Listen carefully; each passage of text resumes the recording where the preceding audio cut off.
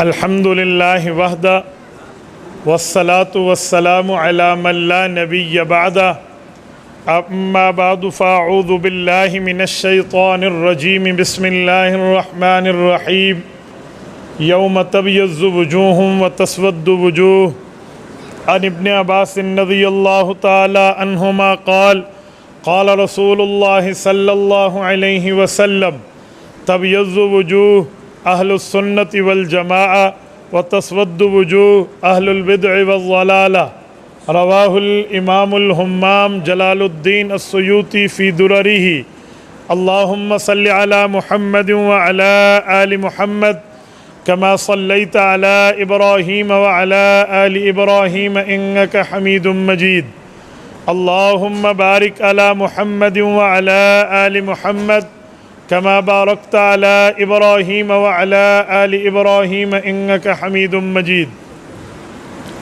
معزز دوستو، آج 15 اکتوبر 2022 بروز ہفتہ، جو اس ٹائم 16 اکتوبر 2022 بروز اتوار میں داخل ہو چکی ہے، میں آپ کے یہاں سیالکوٹ کی ایک عظیم سرزمین پر حضرت مولانا بشیر احمد قاسمی، مولانا نور الحسن قادری دامت برکاتہم العالیہ کی دعوت پرخلوص پر میں آپ کی خدمت میں موجود ہوں۔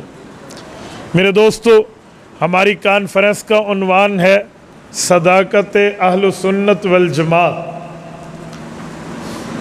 میں نے آپ کی خدمت میں اسی عنوان پر چند معروضات پیش کرنی ہیں۔ آپ توجہ میری طرف رکھنا، میری آنکھوں میں آنکھیں ڈالنا، میں انشاءاللہ آپ کا وقت ضائع نہیں ہونے دوں گا۔ آپ اور ہم مسلمان ہیں اور ہمارا تعارف اہل سنت والجماعت ہے۔ باقی مذہب کے دلائل اپنی جگہ، لیکن کوئی ہم سے پوچھے کہ خود کو مسلمان کہہ لو، بات ختم ہو جائے گی۔ اہل سنت والجماعت کہنے کی ضرورت کیا ہے؟ پہلے میں اس بات پہ آپ کی خدمت میں دلیل پیش کرتا ہوں کہ ہم اہل سنت کیوں ہیں، اہل سنت کا معنی کیا ہے، اور خود کو اہل سنت والجماعت کس کا دیا ہوا لقب سے ملقب کر کے کہتے ہیں۔ توجہ رکھنا بھائی، اس میں شک نہیں ہے کہ ہمارا نام مسلمان ہے۔ قرآن کریم نے ہوا سماکم المسلمین کہہ کر ہمارا نام مسلمان رکھا ہے، لیکن مسئلہ یہ ہے، اب کچھ لوگ خود کو مسلمان کہہ کر اسلام کے خلاف کوئی ترتیب رکھیں تو پہچان کی بھی کوئی طریقہ کار ہے یا نہیں ہے؟ تو ہے۔ اسلام لاوارث نہیں ہے۔ خود اللہ کے رسول صلی اللہ علیہ وسلم نے فرمایا، جب قرآن کریم سورت نمبر 3 سورت آل عمران آیت نمبر 106 نازل ہوئی تو ہمیں حضور پاک نے نام اہل سنت والجماعت دیا۔ وہ آیت کون سی ہے؟ چوتھے پارے کا دوسرا صفحہ اٹھائیں، رب کریم فرماتے ہیں یوم تبیض وجوہ وتسود وجوہ، قیامت کا دن ہوگا، کچھ لوگوں کے چہرے کالے پڑ جائیں گے، کچھ کے چمکتے رہیں گے۔ صحابہ کرام میں 3 صحابی دل کی تختی پہ نوٹ کر لیں، حضرت عبداللہ ابن عباس، حضرت عبداللہ ابن عمر، حضرت ابو ہریرہ رضی اللہ عنہم، ایک روایت میں ابو سعید خدری رضی اللہ عنہ۔ انہوں نے اللہ کے رسول سے پوچھا، یا رسول اللہ، دنیا میں بھی کسی کا چہرہ کالا، کسی کا سفید، اللہ نے دنیا کی بات نہیں کی، قیامت کی بات کی ہے، آخرت کی بات کی ہے، یوم الحساب کی بات کی ہے۔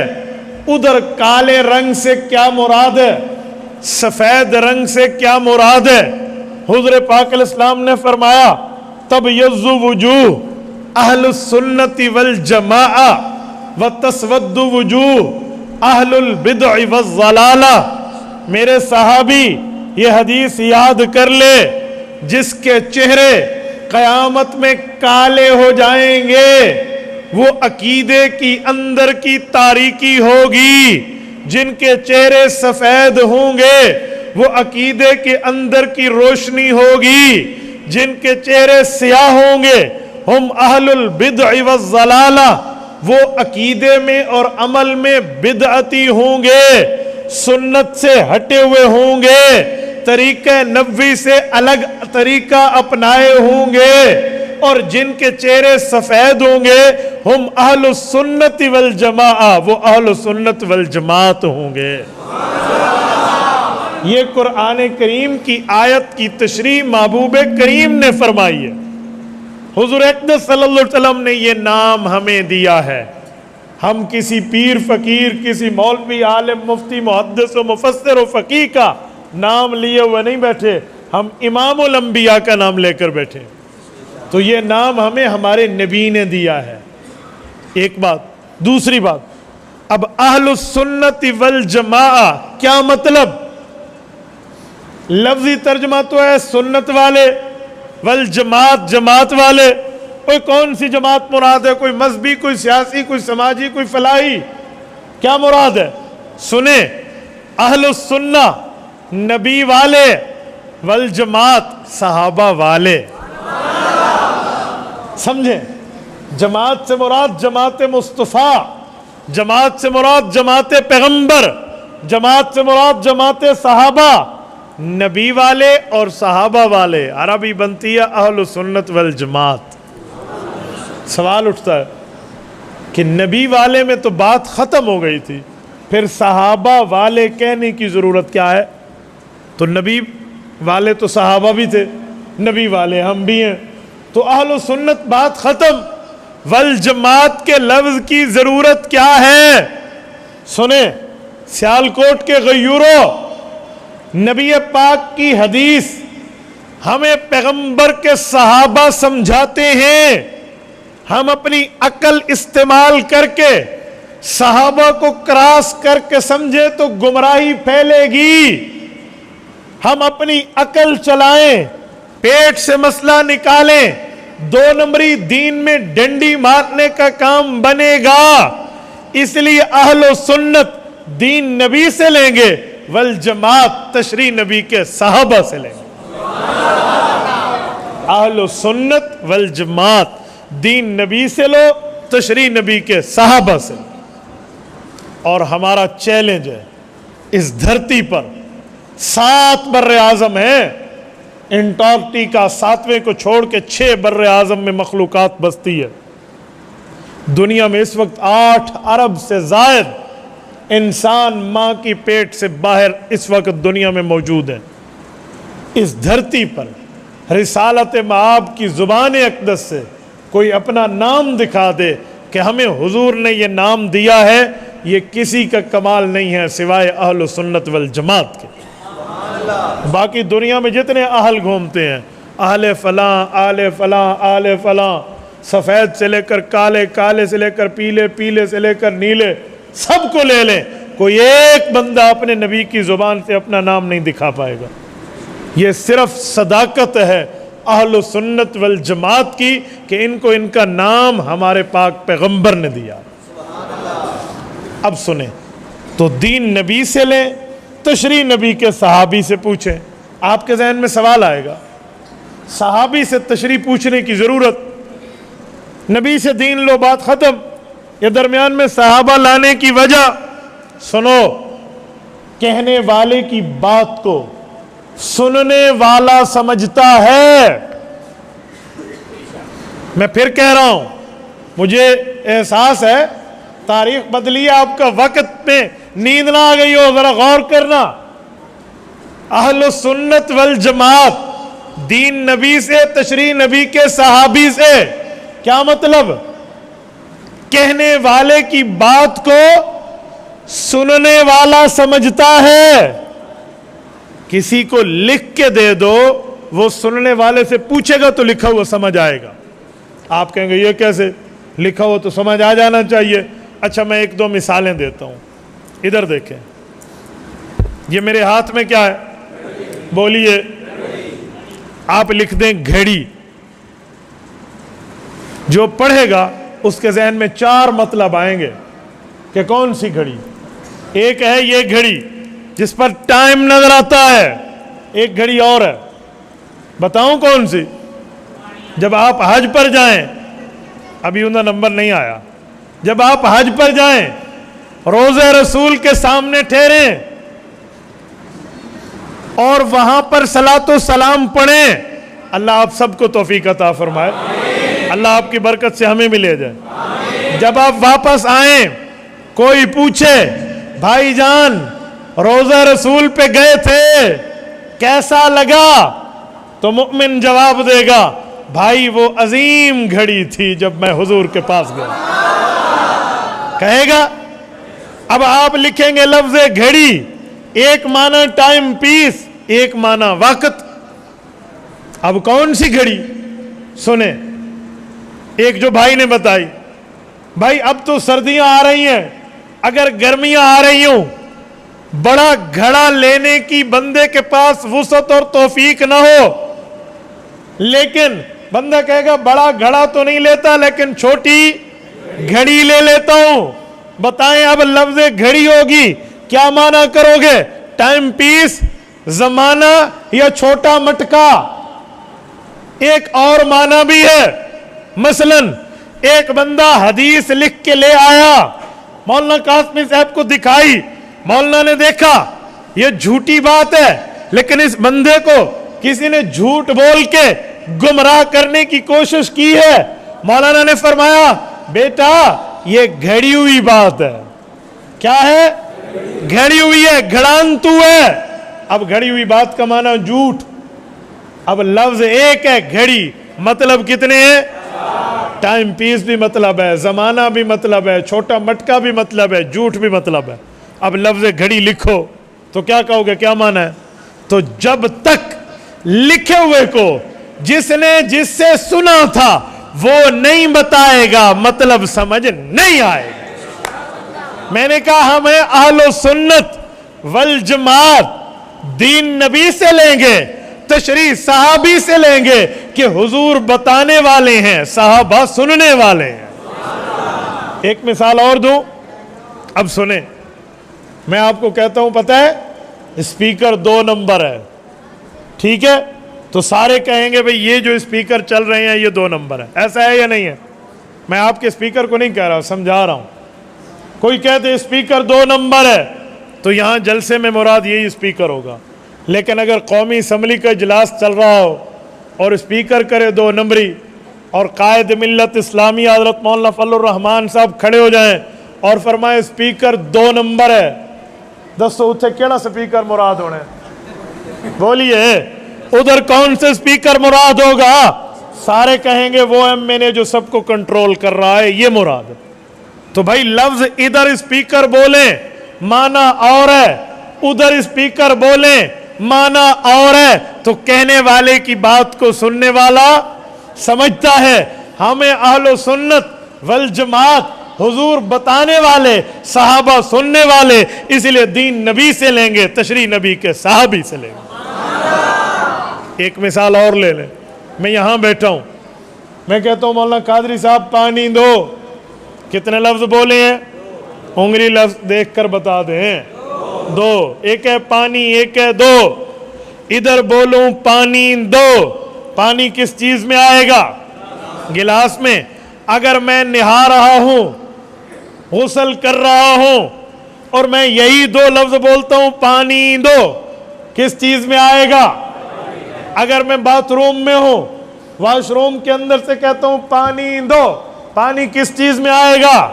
लोटे में। मैंने लोटे का नाम नहीं लिया, उधर लोटे में आता है। मैंने बाल्टी का नाम नहीं लिया, उधर बाल्टी में आता है। इधर गिलास का नाम नहीं लिया, पानी गिलास में आता है। क्यों? आप कहेंगे कहने वाले की बात को सुनने वाला समझता है कि जब लफ्ज बोला जा रहा, जहां बोला जा रहा, इस बात का पस मंजर, तह मंजर, पेश मंजर, बैकग्राउंड, मतलब रीजन, वजह, सबब क्या है, कहने वाले की बात को सुनने वाला समझेगा। इधर गिलास में, उधर बाल्टी में, उधर लोटे में आएगा। पता चला जब तक कहने वाले के लिए सुनने वाला न हो, बात समझ नहीं आती। अल्लाह फरमाने वाले پیغمبر سننے والے، اس لیے آیت قرآن کی ہوگی اللہ سے لیں گے، تشریح قرآن کی ہوگی رسول اللہ سے لیں گے، حضور فرمانے والے حدیث صحابہ سننے والے تو حدیث ہوگی حضور سے لیں گے، تشریح ہوگی صحابہ سے لیں گے۔ اس بنیاد پہ ہم ہیں اہل سنت، جزاک اللہ، شکر ہے آپ سمجھے، ہم ہیں اہل سنت والجماعت۔ کوئی پوچھے کیوں ہو تو آپ کہہ پاؤ کہ ہم دین نبی سے لیتے ہیں، تشریح صحابی سے لیتے ہیں، وہابی سے نہیں لیتے۔ اے سمجھ لو نا، یہ نہیں ہم کسی اور سے نہیں لیتے، ہم صحابی سے لیتے ہیں، اس لیے ہم اہل سنت والجماعت ہیں۔ اب سنیے، عنوان ہے صداقت اہل سنت والجماعت۔ تو صداقت کا معنی کہ اہل سنت والجماعت کی سچائی، خدا کی قسم میں اس دھرتی پر پوری دنیا گھومتا ہوں، سینتا ہند گھوما ہوں، میں نے بڑے بڑے قسم کے مخلوقات کو چہروں سے بیٹھ کر مقابلے میں دیکھا ہے۔ اہل سنت کے خلاف بولتے تو بہت ہیں، باتیں تو بہت کرتے ہیں، گفتگو بہت ہوگی، لیکن دلیل کی دنیا میں کوئی اہل سنت والجماعت کو غلط ثابت کر دے، ابھی تک تو کسی ماں کی کوکھ نے وہ بیٹا نہیں جنا۔ میں کسی پر اعتراض نہیں کر رہا، لیکن اپنے مذہب کی صداقت بیان کرنا میرا رائٹ ہے، فنڈامنٹل آف رائٹس، آئین میں بنیادی حق یہی ہے کہ آپ اپنے مذہب کو کھل کے بتا سکتے ہیں۔ میرے مذہب کی صداقت ہی ایسے ہے، میں یقین مانے میں نے بڑے اتار چڑھاؤ دیکھے ہیں، لیکن جب میں کھنگال کے اندر سے بات لیتا ہوں تو بات فائنل وہی نکلتی ہے۔ مثال کے طور پہ آپ اور ہم نماز پڑھتے ہیں، نماز کو لے لیتے ہیں، دن میں 5 وقت کی نماز ہم مسلمانوں پہ فرض ہے۔ جب نماز فرض ہے تو نماز کو سنت کے مطابق ادا کرنے کا کام رب نے اہل سنت والجماعت کو دیا۔ یہاں اللہ اکبر کے ہاتھ اٹھانے سے لے کر السلام علیکم ورحمت اللہ تک ایک ایک نماز کا مسئلہ اہل سنت والجماعت کے قرآن کریم سے، حدیث نبویہ سے، پیغمبر کے صحابہ کے فتوے سے موجود ہے۔ مثلا جب ہم نیت کے لیے ہاتھ اٹھاتے ہیں تو ہمارے ہاتھ کس کے برابر آتے ہیں؟ کان کے۔ اب سنیں، جب ہم کان کی لو کے برابر ہاتھ رکھتے ہیں، اسی پر ہمارے اوپر اعتراض ہوتا ہے، شاید آپ پر بھی کوئی اعتراض کر دے، اجی مولوی نو جا کے دکھاؤ، حدیث ہے اللہ کے رسول نے کندھوں تک ہاتھ اٹھائے ہیں، اور واقعی حدیث ہے، وہ سچ کہتا ہے۔ وہ کہے گا تمہارا مولوی کانوں تک ہاتھ اٹھانا سکھا گیا، حدیث تو کندھے تک بھی ہے، تو کندھے تک کیوں نہیں اٹھاتے؟ پھر کوئی اور اٹھے گا، وہ کہے گا ایک حدیث ہے حیا اسد رہی، سینے تک بھی ہاتھ اٹھایا تھا، تو یہ بھی حدیث ہے، تو تم نے صرف کان والی حدیث پکڑی ہوئی ہے، یہ بھی حدیث ہے نا کان والی، ایک ہی پہ لکھے، یہ 2 حدیثیں کیوں چھوڑ دی ہیں؟ تو ہمارے بندے کے ذہن میں 2 باتیں ہوں گی، اگر وہ علماء کے پاس بیٹھا سمجھا ہوگا تو جواب دے گا، اور اگر نہیں بیٹھا ہوگا تو سوچنے تے مجبور تے ہو جانا بھی کوئی گالتے ہے نا، یار کوئی بات تو ہے، یہ بھی حدیث دکھا رہا ہے اور ہمارا مولوی تو مان رہا ہے کہ اس کے پاس حدیث ہے، تو پھر ہم اس پہ عمل کیوں نہ کریں؟ سنو، صداقت اہل سنت پر دلیل پیش کر رہا ہوں میرے دوستو۔ امام اعظم ابو حنیفہ رحمہ اللہ صحابہ کے شاگرد ہیں۔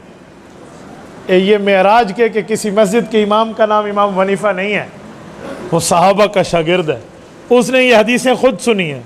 پھر کیوں فتویٰ دیا ہے کہ آپ کان کی لو کے برابر رکھو؟ وجہ آؤ سنو۔ امام ابو حنیفہ نے اسی لیے فتویٰ دیا ہے کہ حدیثیں 3 ہیں، سینے تک ہاتھ اٹھایا، کندھے تک ہاتھ اٹھایا، کانوں تک ہاتھ اٹھایا، لیکن کوئی طریقہ ایسا کرو کہ کوئی حدیث چھوٹنے نہ پائے، سب حدیثوں پہ عمل ہو جائے۔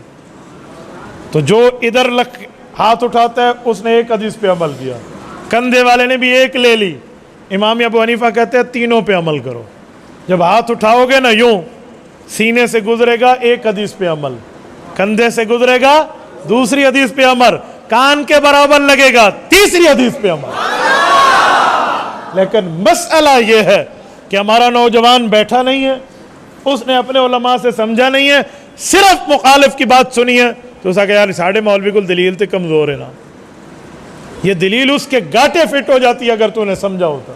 تو اہل سنت والجماعت کی تو صداقت ہے، جب امام ابو حنیفہ ایک حدیث نہیں چھوڑتا، چھوٹی سے چھوٹی حدیث نہیں چھوڑتا، اور وہ شاگرد پیغمبر کے صحابہ کا ہے، اس سے اتنی بڑی امید تم رکھ لو کہ وہ حدیث کے معاملے میں نعوذ باللہ غلط بیانی کر جاتا ہے۔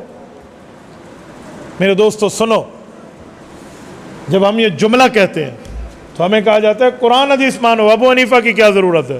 میں کہتا ہوں جی بہت اچھا، میں قرآن حدیث مانتا ہوں، لیکن بتا تیرے مولوی صاحب نے جو تمہیں باتیں بتائی ہیں انہوں نے کوئی کتابیں لکھی ہیں؟ ہاں ساڑھے مولوی میں بڑے بڑے کتابیں لکھی ہیں بھئی تیرے مولوی نے بڑی بڑی کتابیں کیوں لکھی ہیں؟ کہتا ہے قرآن حدیث سمجھانے کے لیے۔ میں نے کہا تیرا مولوی قرآن حدیث سمجھانے کے لیے کتابیں لکھ دے تو مان گیا، صحابہ کا شاگرد ابو حنیفہ سمجھا دے تو وہ نہیں ماننا؟ یا تے آنکھ میرے مولوی ککھ نہیں لکھیا پھر تو میں مانوں گا۔ جب آپ کے مولانا صاحب کتابیں لکھ لکھ کے تمہیں سمجھاتے رہیں، کتابیں لکھ لکھ کے تمہیں بتاتے رہیں، کتابیں لکھ لکھ کے تمہارے پاس رکھتے رہیں تو بالکل ٹھیک ہے، امام ابو حنیفہ صحابہ کا شاگرد لکھوا دیتے کیرا سپ لڑ جانا ہے۔ میرے دوستو مسئلہ یہ ہے کہ ہم نے اپنے بندے کو سمجھا نہیں ہے۔ میں ایک واقعہ آپ کو سناؤں، میں ٹیکسلا گیا، انجینئر علی مرزا کے 3-4 اسٹوڈنٹ تھے، وہ میرے سے ملنے آئے اور مجھے آ کر سوالات کرنے لگے مجھ سے، مفتی صاحب یہ بتا دیں یہ بتا دیں یہ میں نے بڑی تسلی سے سنا۔ وجہ یہ ہے کہ اہل سنت حق پر ہیں تو ہمیں کوئی فکر نہیں ہوتی کسی قسم کا بھی، بھئی دلیل ہمارے پاس ہے، ان کے پاس چرب زبانی ہے تو وہ چرب زبانی ہم منٹ میں یوں پکڑ سکتے ہیں، ہمارے لیے پرابلم نہیں ہے۔ جب انہوں نے 3-4 سوال کر لیا نا، میں نے کہا اب سنو بیٹا میں آپ سے بھی 1-2 باتیں کرتا ہوں، آپ کے سوالات کا خلاصہ کیا ہے مجھے یہ بتا دو۔ تو انہوں نے کہا جی ساڑھے سوالات کا خلاصہ ہے، وہ کہنے لگے ہمارے سوالات کا خلاصہ یہ ہے کہ امام بخاری بہت بڑے عالم ہیں۔ میں نے کہا جی ہاں، کہتے آپ بھی مانتے ہیں، تو امام ابو حنیفہ امام بخاری کے خلاف بات کیوں بتاتے ہیں؟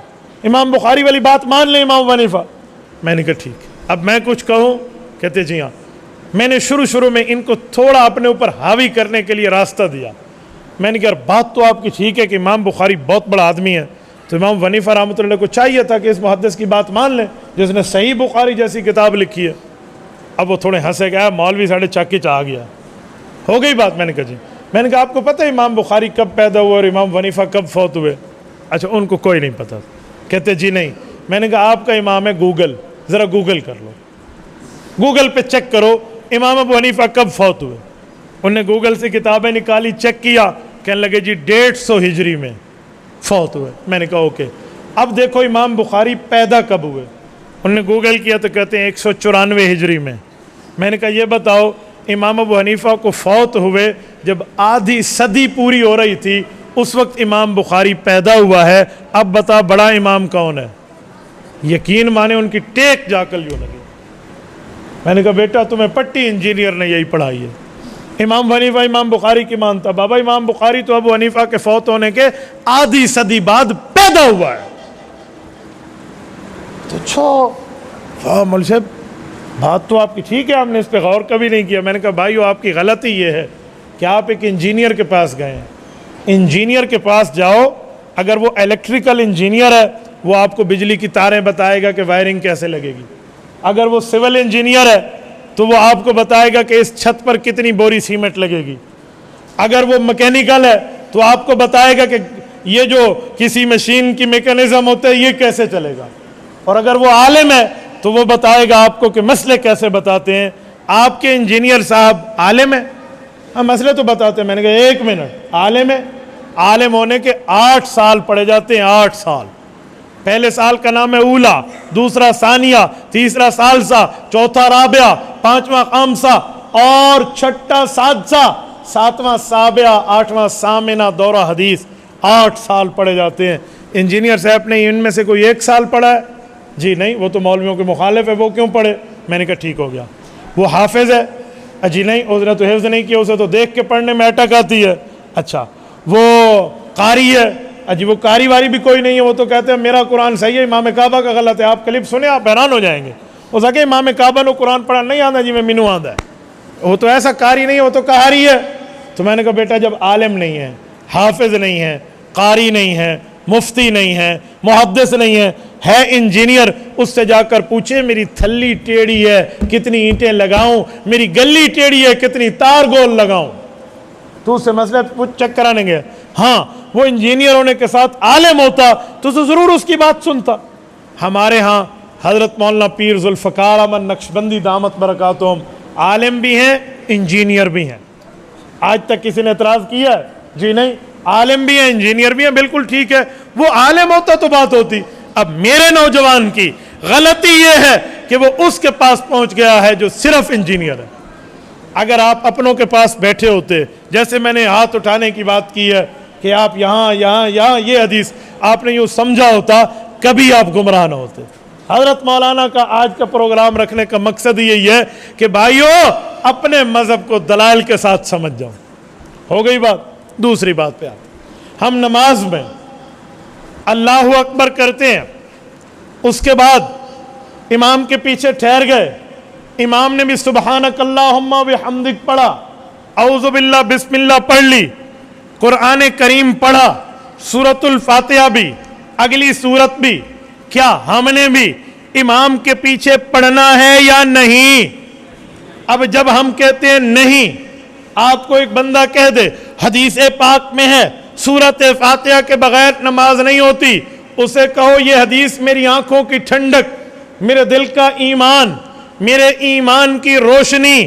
لیکن بھائی حدیث کا نمبر بعد میں ہے، قرآن کا نمبر پہلے ہے. دلیل دینے میں قرآن سے مجھے دکھا دے قرآن امام کے پیچھے پڑھو یا نہیں، اس بارے میں ہاں ہو تو بھی دکھا دے، نہ ہو تو بھی دکھا دے. اگر یہاں مسئلہ نہیں ہوگا پھر حدیث کی طرف جائیں گے. یاد رکھیں مخالف کے پاس اس مسئلے پر قرآن کریم کی دلیل نہیں ہے. کبھی تلاشی تو لینا، پوچھے تو صحیح بھی آپ اس مسئلے پہ قرآن کو ہاتھ کیوں نہیں لگاتے.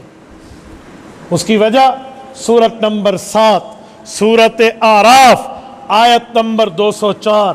رب کریم نے 2 حکم دیے ہیں قرآن کریم کے بارے میں، مشہور 3 آیت. وَإِذَا قُرِئَ الْقُرْآنُ فَاسْتَمِعُوا لَهُ وَأَنصِتُوا لَعَلَّكُمْ تُرْحَمُونَ. جب قرآن پڑھا جائے غور سے سنو اور چپ رہو تاکہ اللہ کی تمہارے اوپر کیا نازل ہو؟ رحمتیں نازل ہوں. قرآن اللہ کا سورت اعراف ہے، آیت نمبر 204 ہے. رب کریم نے فرمایا قرآن پڑھا جائے تو قرآن کے مقابلے میں قرآن نہ پڑھو.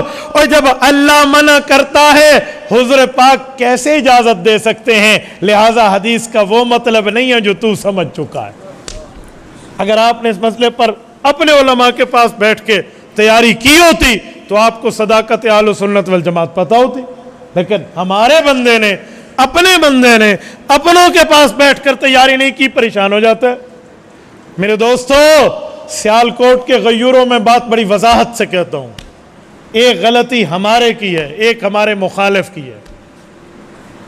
ہمارے اپنے بندے کی اور ہمارے مخالف کی غلطی کیا ہے؟ ہمارے اپنے بندے نے دلیل نہیں سمجھی اور ہمارا مخالف بھی دلیل نہیں سمجھ سکا. اگر وہ سمجھ جاتا اعتراض نہ کرتا اور اپنا سمجھ جاتا تو جواب دے دیتا. اس نے نہیں سمجھی اعتراض کر دیا، اس نے نہیں سمجھی جواب نہ دے سکا. یہ سمجھ جاتا تو وہ پوچھتا نہیں اور یہ بتا سکتا. تو میرے دوستو مسئلہ یہ ہے، میں نے کہا قرآن ہے، قرآن کے مقابلے میں قرآن نہیں پڑھو، وہ چاہے سورت فاتحہ ہو یا اگلی سورت ہو.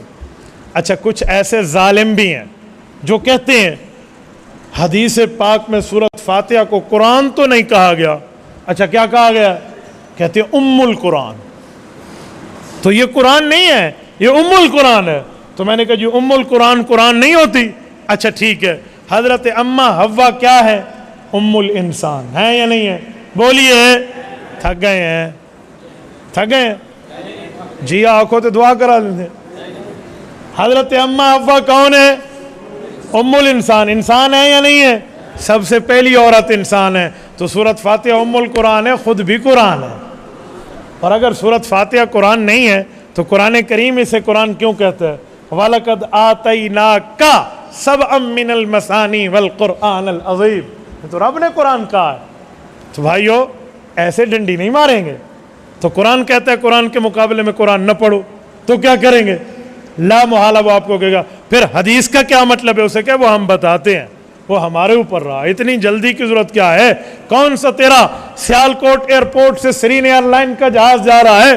2 منٹ صبر کر لے, پہلے قرآن والا مسئلہ حل کر لئیے. بھئی قرآن کہتے ہیں قرآن کے مقابلے میں قرآن نہ پڑھو, اس لیے ہم نماز میں نہیں پڑھتے. وہ آپ کو کہے گا اچھا ظہر اثر میں تو پڑھ لو نا, پھر ہاں ظہر اثر میں پڑھ لو. آپ کہنا کیوں بھئی اس میں امام نہیں پڑھتا؟ کس نے کہا نہیں پڑھتا؟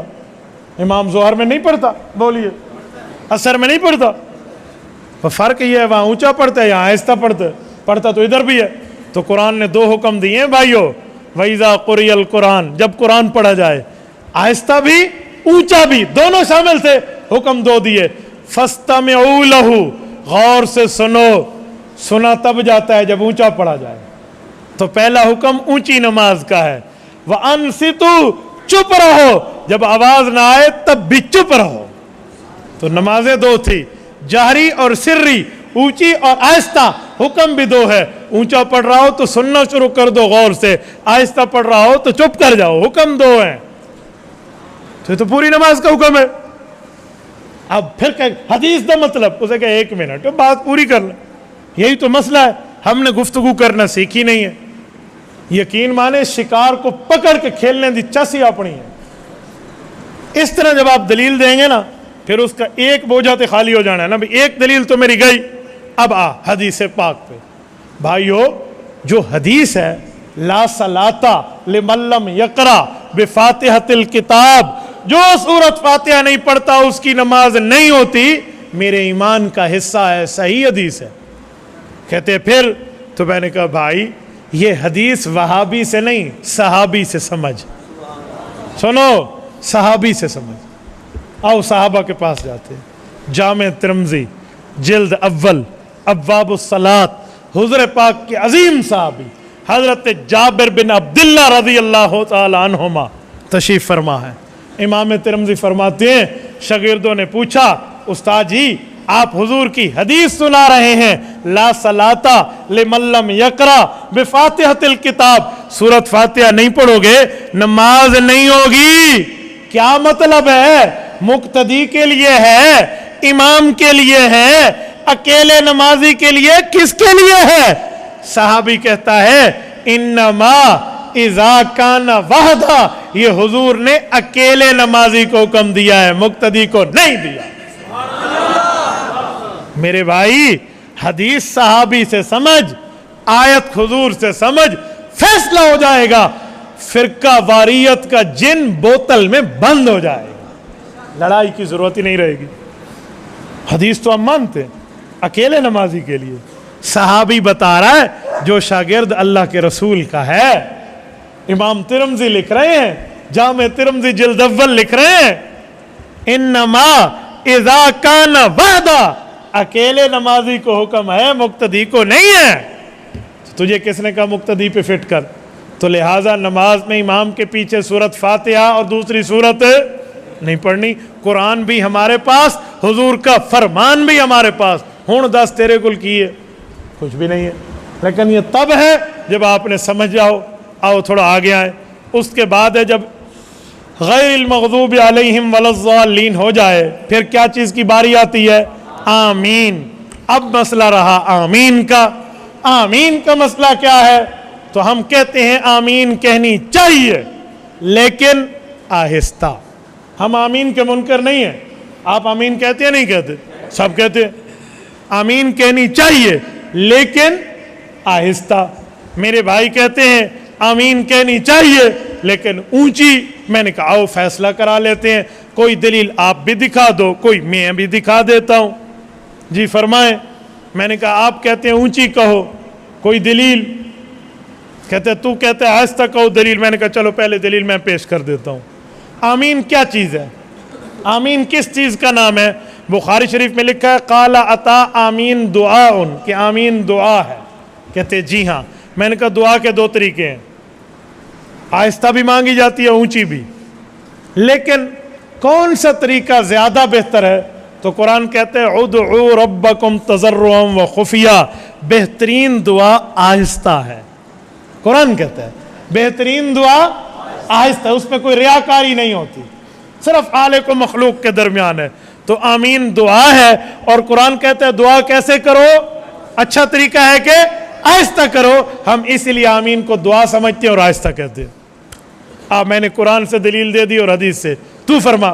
اب سنو, وہ ہمیں دلیل دیتا ہے, جامع ترمذی میں ہے, سمعت النبی صلی اللہ علیہ وسلم یقول آمین ومد بہا صوتا.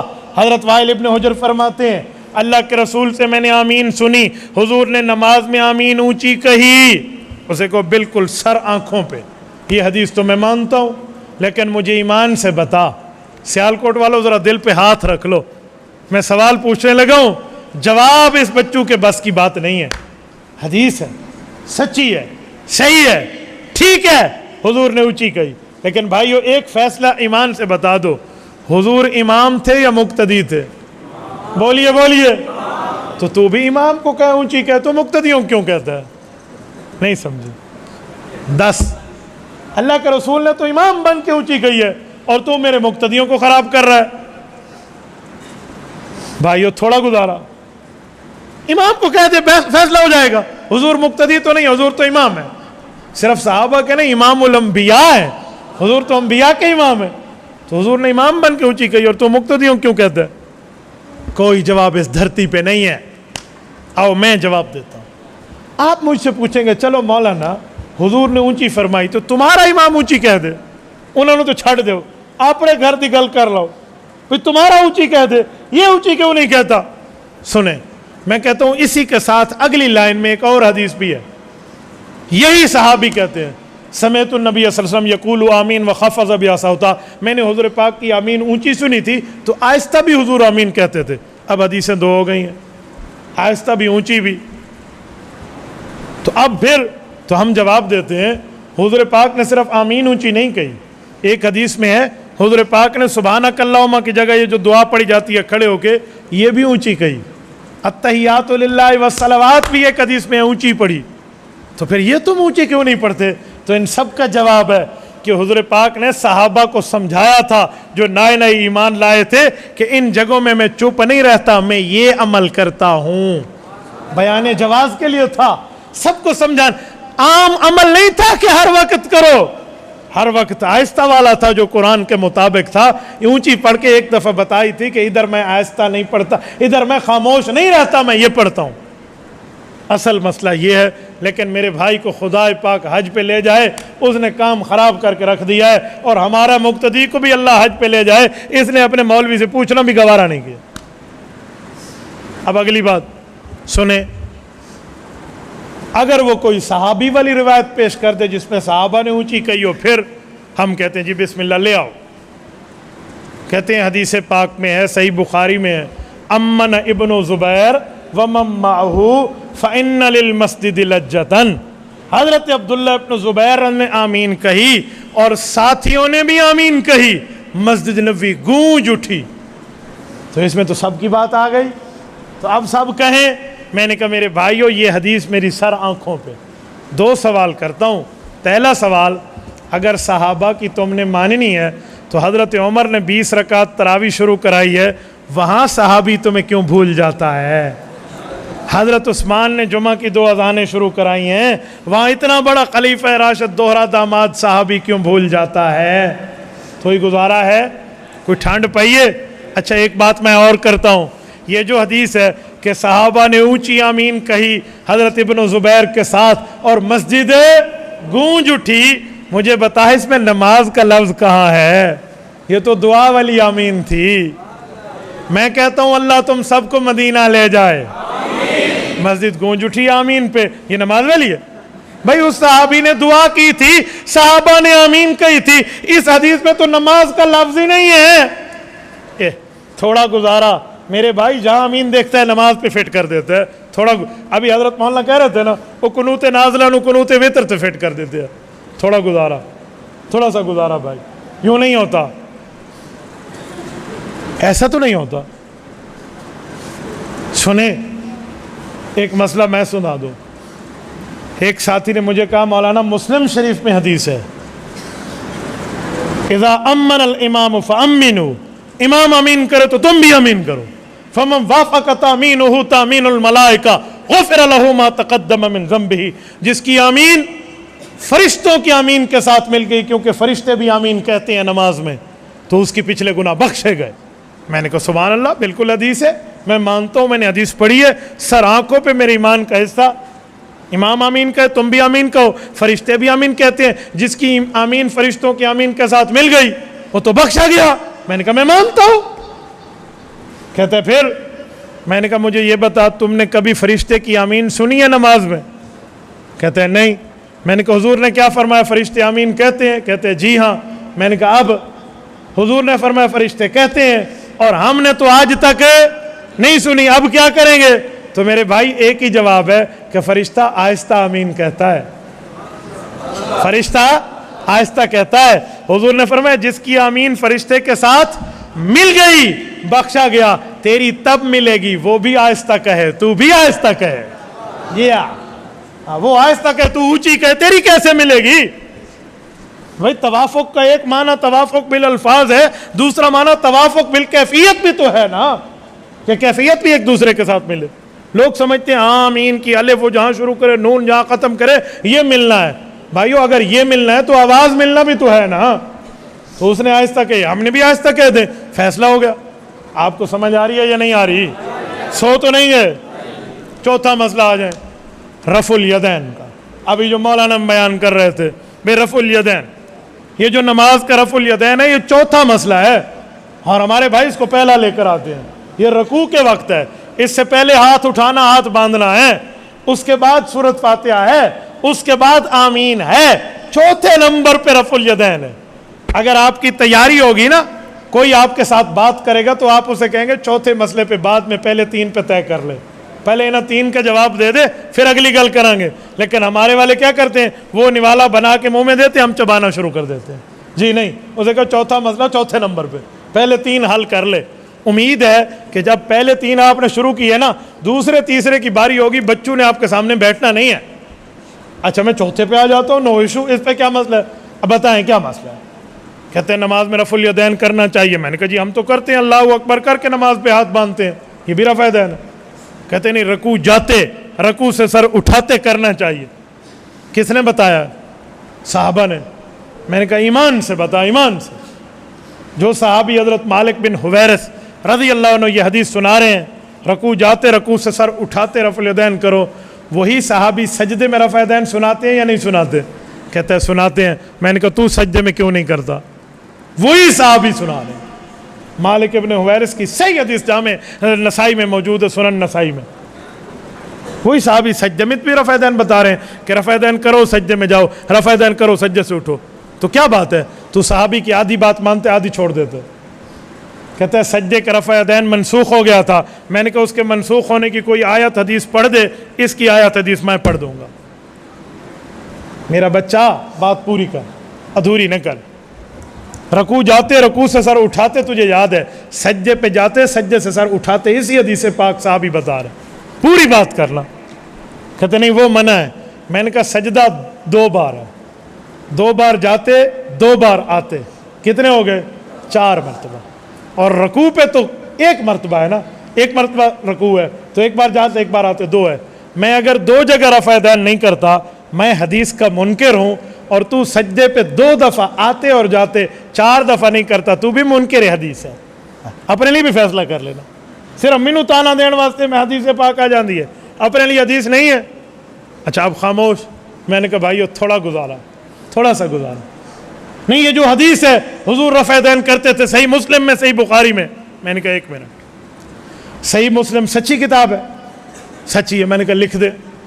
جب لکھ دے نا، صحیح مسلم جلد اول کتاب الصلاۃ صفحہ 181 ورقے کی 22 سیٹ قدیمی کتب خانہ کراچی، حضرت جابر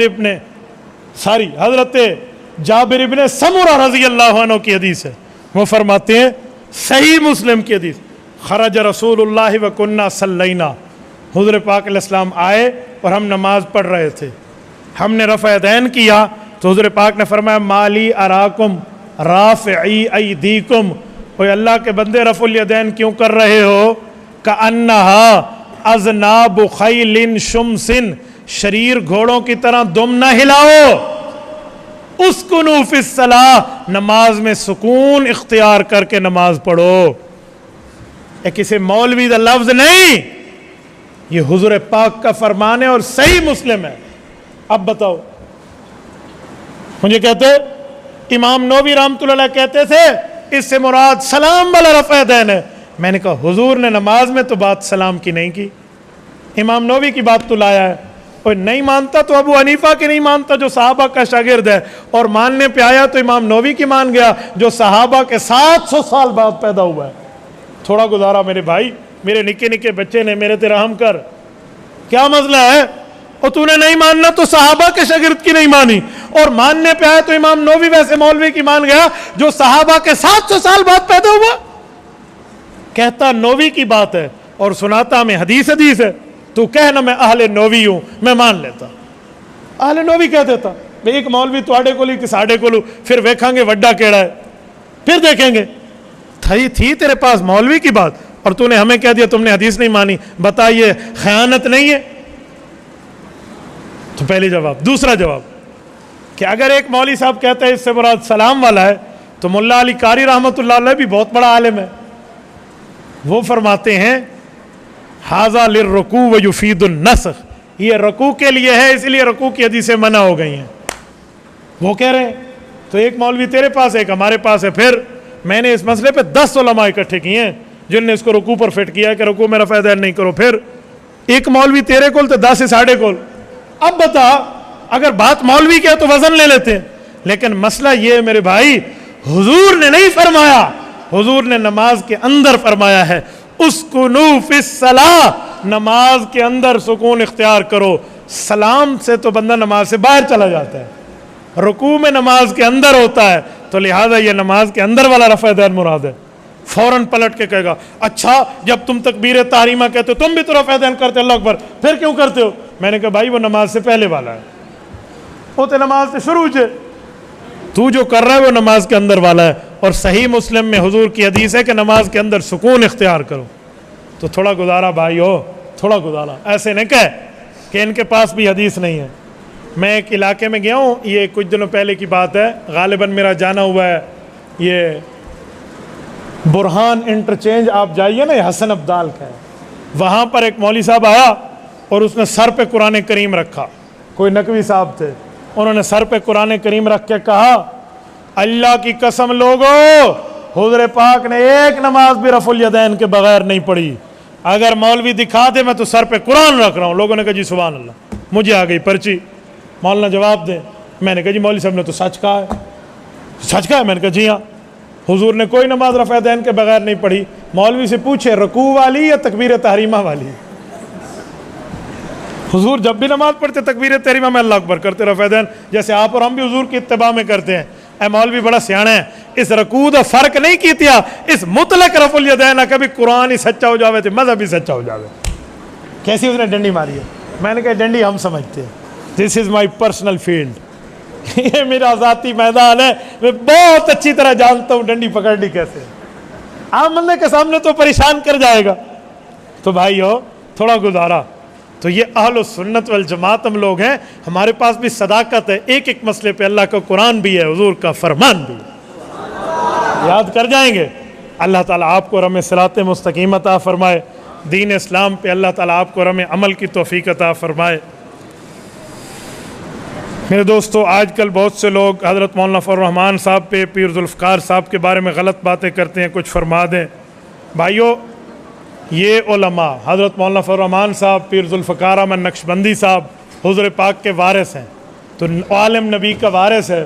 جب کچھ غلط لوگوں نے نبی پر باتیں کی تھی تو نبی کے وارث پر بھی کریں گے نا، تو نبی کے وارث پہ بولتے ہیں تو وہ اپنا کردار اور اپنی تربیت بتا رہے ہوتے ہیں، اسی لیے جو آدمی اپنی تربیت بتا رہا ہو اس کے خلاف اس طرح کی باتیں کرنے کی ضرورت کیا ہے۔ ہمارے گاؤں میں امام صاحب ہیں، وہ حضرت معاویہ ان کو صحابی مانتے ہیں لیکن رضی اللہ عنہ نہیں کہتے، ان کے پیچھے نماز کا حکم فرما دیں۔ بھئی جو صحابی ہے نا وہ رضی اللہ عنہ ہے، اللہ اس سے راضی ہے۔ جو حضرت معاویہ کو صحابی کہے، رضی اللہ عنہ نہ کہے، اس سے پوچھے پھر تیرا حضرت معاویہ کے بارے میں ایمان کیا ہے۔ اگر وہ حضرت معاویہ سے اللہ کی رضا نہیں مانتا تو اس کا معنی ہے یہ اہل بیت کو نہیں مانتا۔ کیوں؟ اہل بیت کے امام، دوسرے نمبر پہ حضرت امام حسن رضی اللہ عنہ، تیسرے نمبر پہ حضرت امام حسین رضی اللہ عنہ، یہ دونوں گئے، ان بھائیوں نے حضرت معاویہ کے ہاتھ میں ہاتھ دے کر بیعت کی اور پوری زندگی ان کی اطاعت کی، تا دم وفات ان کے خلاف نہیں اٹھے، ان کو تسلیم کیا۔ تو جو آدمی امام حسن حسین کو رضی اللہ عنہ کہتا ہے تو امام حسن حسین کے امام حضرت معاویہ کو بھی رضی اللہ عنہ کہے، اور اگر نہیں کہتا تو کتی چورانہ رلی کھلوتی ہے۔ بات کچھ اور ہے بھائیو، میں اس مولوی کے ایمان کا بھی قائل نہیں ہوں، آپ کہتے ہیں اس کے پیچھے نماز کی بات ہے، تو میں اس طرح کے معاملات کو نہیں سمجھتا۔ میرے ذہن میں سوال آیا ہے، آپ نے فرمایا فرشتوں کی امین آہستہ ہے، تو تم بھی آہستہ کہو، قیاس درست نہیں ہے کیونکہ وہ فرشتے ہیں، ہم انسان ہیں۔ بھائیو پہلی غلطی میں تو قیاس اس نے کیا تھا جس نے یہ روایت پیش کی، تو قیاس وہ کرے تو ٹھیک ہے، ہم قیاس سے جواب دے تو کیوں غلط ہے؟ دوسری بات کہ اس مسئلے پر میں قرآن بھی تو پیش کر چکا ہوں، ادعوا ربکم تضرعا و خفیہ، کہ آمین دعا ہے اور دعا آہستہ مانگو، تو قرآن کے ساتھ قیاس پیش کر دیں تو قرآن سے مسئلہ ثابت ہوتا ہے، قیاس سے مسئلہ ظاہر ہوتا ہے، دونوں ٹھیک ہے۔ تو میں نے ترتیب میں پہلے قرآن اس لیے پیش کیا تاکہ آپ کے ذہن میں سوال نہ آئے، لیکن پتہ نہیں آپ کے ذہن میں سوال پھر بھی آ گیا۔ اگر گھوڑے کے دم والی حدیث ٹھیک ہے تو نبی پاک نے عمل کیا، بھائی حضور پاک نے چھوڑ دیا، جب چھوڑ دیا صحابہ کو پھر منع کیا، خود چھوڑا منع کیا، تو جس کو حضور چھوڑ کے خود منع کر دیں تو ٹھیک ہے۔ میں آپ کو مثال دیتا ہوں، کوئی بندہ شمال کی طرف منہ کر کے نماز پڑھے، میں کہوں گا کیا پاگلوں والا کام کر رہا ہے، اور وہ کہے حضور پاک نے 17 مہینے ادھر منہ کیا تھا، تو میں کہوں گا بعد میں چھوڑ بھی تو دیا تھا۔ تو بھائیو جس کو حضور نے چھوڑ دیا ہے اسی کو فرمایا شریر گھوڑوں کی دم کیوں ہلاتے ہو، یہ حضور پاک نے فرمایا ہے، کہ میں نے اپنی جیب سے نہیں فرمایا۔ اہل سنت و جماعت کا کیا مطلب ہے؟ اہل سنت و جماعت لفظ نہیں ہے، حضور پاک نے جو لفظ فرمایا ہے وہ ہے اہل سنت والجماع، یہ لفظ حضور کا ہے۔ اہل سنت و جماعت شاید فارسی میں کہتے ہوں، لیکن ہم فارسی کی بات نہیں کرتے، ہم عربی کی بات کرتے ہیں۔ حضور علیہ السلام کے لفظ جو ہیں وہ اہل سنت والجماعت ہیں، اسی لیے ہم یہ کہتے ہیں۔ کچھ لوگوں کو اس پہ بھی اعتراض ہے، وہ کہتے ہیں اسے والا آ گیا، اہل سنت والجماعت والا آتا ہے، وال نہ پاؤ۔ میں نے کہا میں بتاتا ہوں، اگر یہی ول ہے تو پھر قرآن میں بھی آتا ہے یاسین